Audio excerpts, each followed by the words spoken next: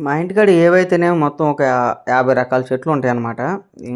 మొత్తం ఏవైనా గానీ, బెండ చెట్లు గానీ, కూరగాయ చెట్లు గానీ, అట్లానే పోతే డ్రాగన్ ఫ్రూటు, వాటిలెక్కన పోతే చిన్న చిక్కుళ్ళు, పెద్ద చిక్కుళ్ళు ఇట్లా ఒక 50 టైప్స్ ఆఫ్ వెరైటీస్ ఆఫ్ మొక్కలుంటాయన్నమాట.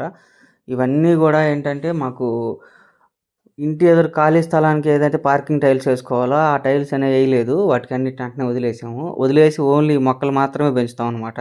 ఈ చుట్టూరు ఉన్న మొక్కలు ఇది ద్రాక్ష చెట్టు. దీనికి చాలా కాయలు కాసినాయి కానీ ఉడతలే తినేస్తాయి మొత్తం గూడా.